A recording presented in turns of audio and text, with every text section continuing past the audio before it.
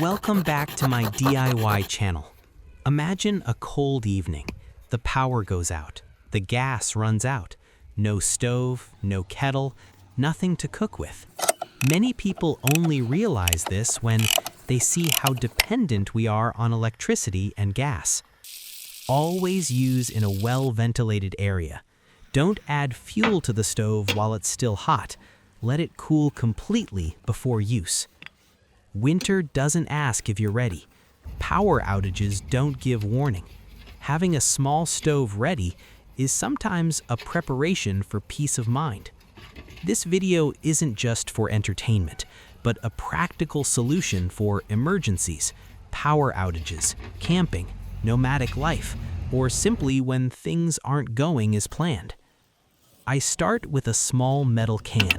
No special can is needed, just a thick, intact can, not dented. The first step is to thoroughly clean the outside of the can. Here I used ATM, a light gasoline, to clean it. The purpose is not just for cleaning or aesthetics, but also to remove old oil, remove chemical residue, prevent the metal from emitting odors when heated. Common mistake. Skipping this step will lead to an unpleasant burning experience, thick smoke, discomfort, and danger over time.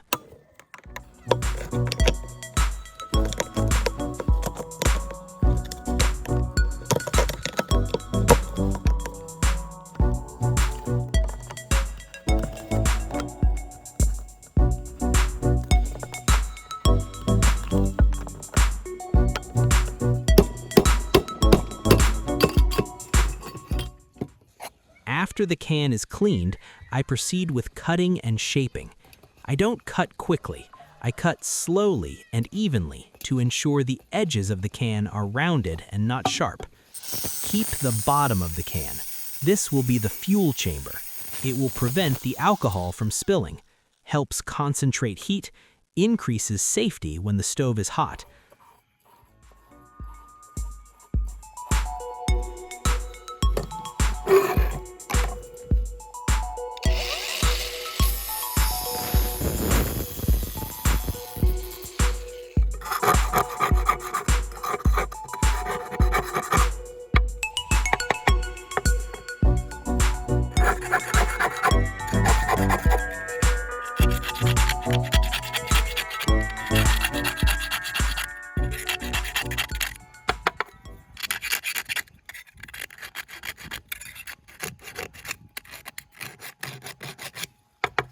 I fold the metal edges inward. It looks simple, but this is the heart of the stove. These fins help concentrate the flame, create an even ring of fire, prevent the flame from spreading outwards. Common mistake: cutting too wide.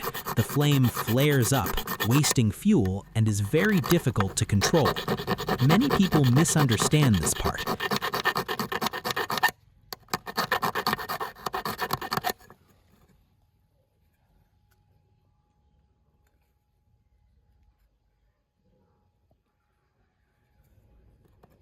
I don't use glue, but Vaseline.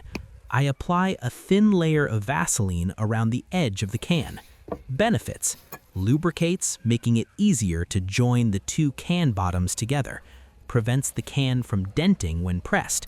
When the stove heats up, the Vaseline will evaporate on its own, leaving no dangerous residue.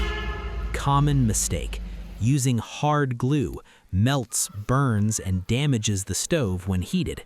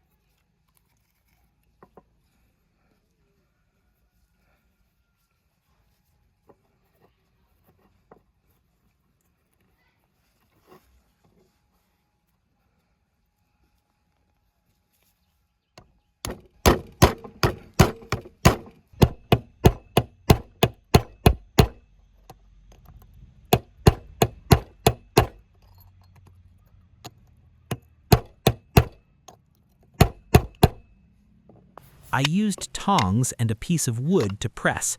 Do not press metal against metal directly. Press slowly. Listen, feel, and adjust. Goals. Both parts fit perfectly. No warping, no gaps. A good stove is one that doesn't wobble and doesn't leak fuel.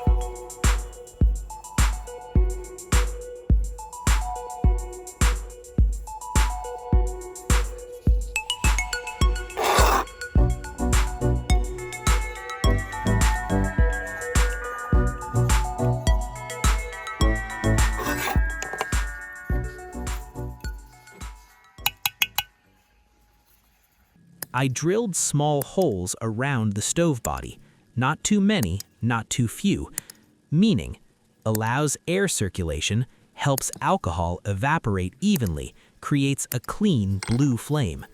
Common mistake, drilling too much, weak flame, drilling too much, wasted fuel. I used denatured alcohol. It's cheap, easy to find, and very suitable for survival purposes. Pour slowly, just enough to soak. Don't fill it completely. Uses. Prevents flare-ups, easy to control, safe to test. When you light the fire, you will see a blue flame, even burning around the mouth of the stove. Almost no smoke. This is a sign that the stove is working correctly. This part is very important. I used a large spring placed on top as a support. Why not use a regular iron pot stand? The spring is breathable, not obstructing the flame. It has good heat resistance, it's lightweight, compact, and easy to carry. The flame spreads evenly around the bottom of the pot. Common mistake, placing the pot directly on the stove. The flame gets stuck, the stove goes out. I tested it by boiling eggs, cooking porridge, boiling water. The flame is small but very stable. No adjustment needed. No electricity needed. No gas needed. In cold weather, having a hot pot of porridge or boiling water, sometimes that's the difference between persevering and giving up. This stove is for use during prolonged power outages, for use during emergencies, for use while camping or nomadic, for use when you want energy independence. It's not a replacement for a large stove, but it will save you when you need it most.